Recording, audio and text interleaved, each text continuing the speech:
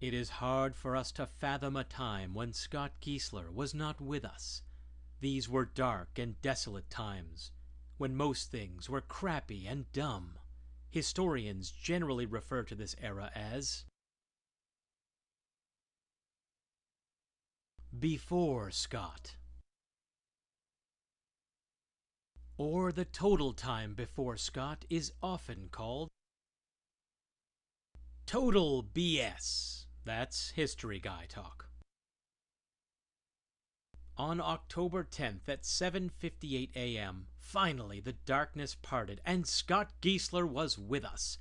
This was known as the era of after Scott surfaced, but we're not going to show the abbreviation for that. 1973 was full of amazing inventions and people, and Scott Giessler was certainly one of them. Scott was an adorable, boisterous youth, full of life. Young Scott took in the world around him and was influenced at an early age to embrace the stage by his au pair, Robert Wagner. Scott grew very quickly, mainly because we don't have a lot of pictures between this age and college. Well, except for this one.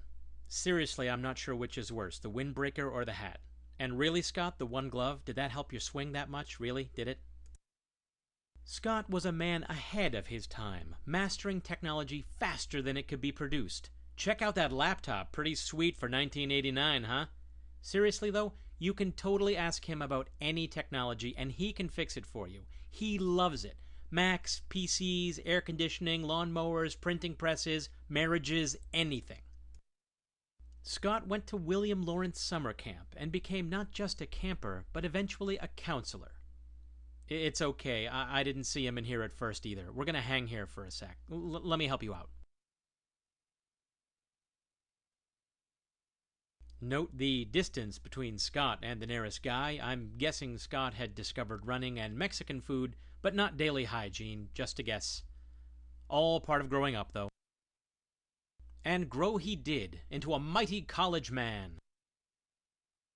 Yes, it is here at Ithaca College that he developed the poise and charm we're all so accustomed to.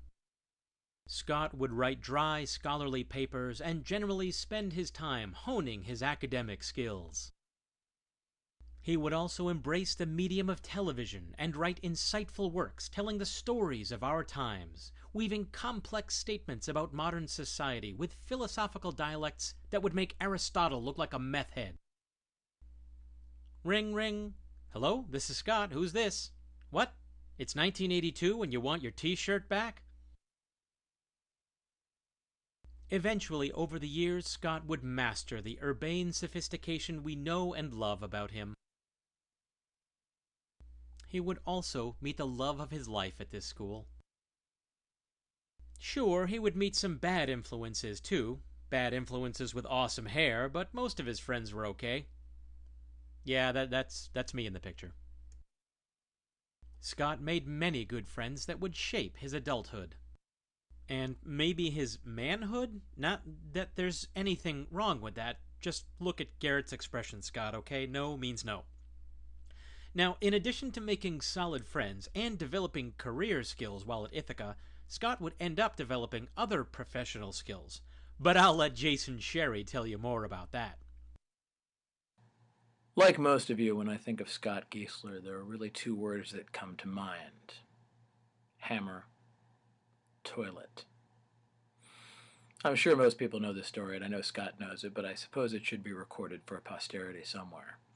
So, Scott and I roomed together, along with three or four other guys, senior year, college. And we had a pretty nice little two-floor apartment. Little spiral metal staircase leading upstairs, bathroom right at the top of the stairs. And the bathroom was an interesting little place. It had kind of a sliding door that you could close where the toilet was, and I think even on the other side where the shower was. So then a little middle area with sinks. And at one point, our toilet the seat had cracked. And this was early on in the term. We decided we needed to replace it. And the problem was maintenance at Ithaca College takes years to get things done. One time we requested a new mattress the day before, or the day we got there before classes even began, and they showed up the day before spring break with said mattress, even though my mattress at the time had sawdust coming out of the side every time you sat down on it. It would poof a cloud of sawdust into the room. So we thought, we're not going to wait around for maintenance. We should probably change this toilet seat. The problem was the toilet seat was completely broken and stuck and would not come off. So we could take a piece of it that was broken off, and then there was a section where the little bolt and metal bolt was attached to it that it wouldn't come off.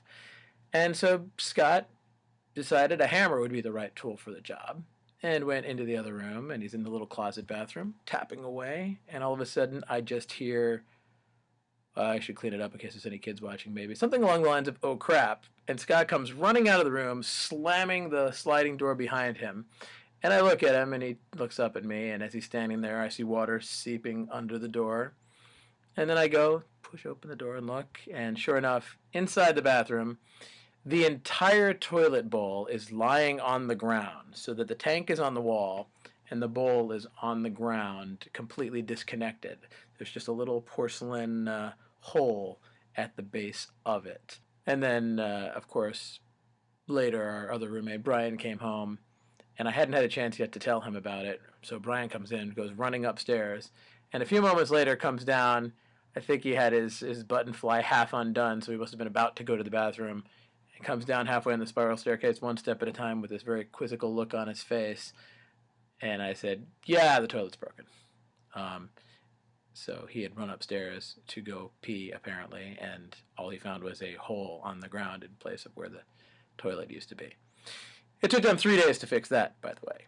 So, needless to say, Scott's career in plumbing was short-lived. Happy birthday, Scott. With a degree in TV radio and a minor in plumbing and demolition, graduating arm in arm with the love of his life, college was very good to Scott. But what to do now?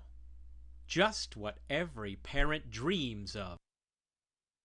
He went back to working at summer camp. Yes, Scott got the same job he did in high school, a camp counselor. Scott then put 4 years of college and the equivalent of 2 Ferraris worth of his parents' money to work cooking hot dogs and breaking up fights over Pokemon cards. But making friends with foreigners and stealing camp silverware was really only phase 1 of Scott's plan. He also became a devoted and loving father. And then again, 3 times in all. But he wasn't just a father. He became a lot of things to a lot of people over the years. He also became a teacher who inspired students year after year.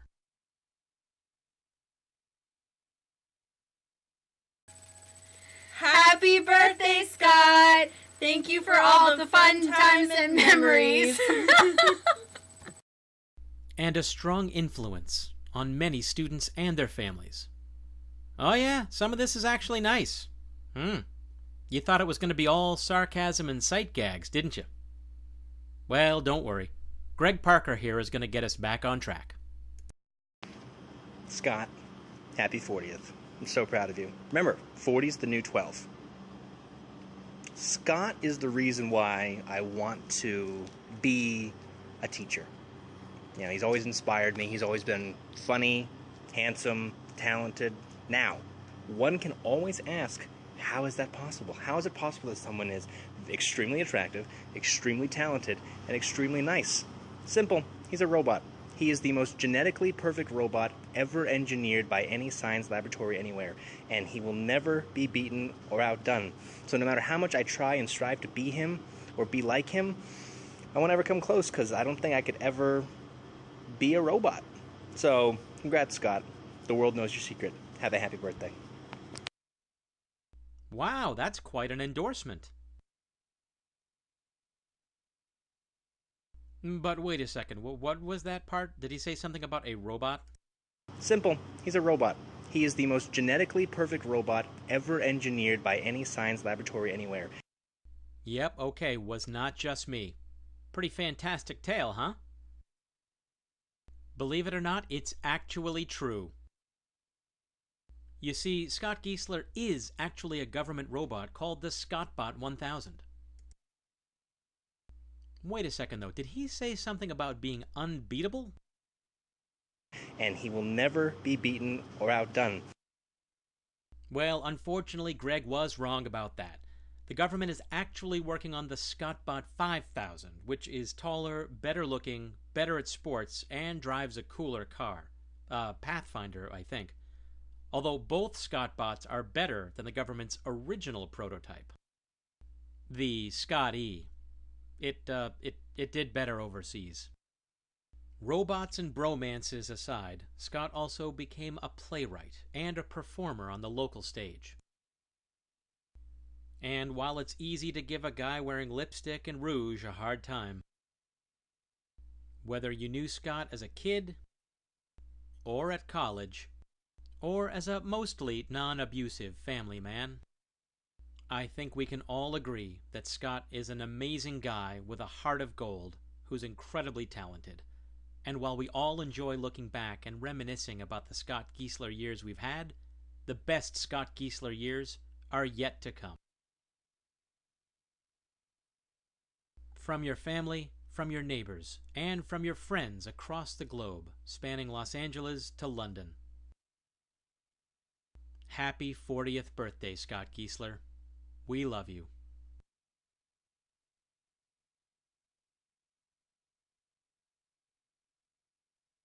Whoa, whoa, whoa! Oh yeah, just like every DVD at Walmart screaming at you from the $5 bargain bin, there's extra scenes on this thing too. So Scott Giessler, as a very special happy birthday from me, I made you a little clip.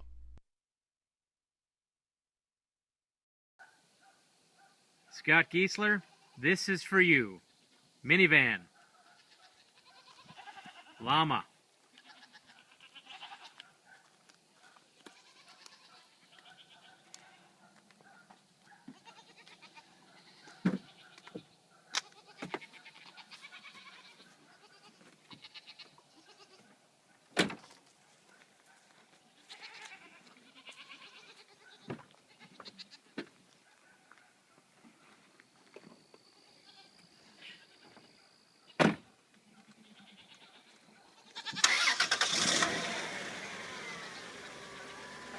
Just so you can see, nothing up my sleeve.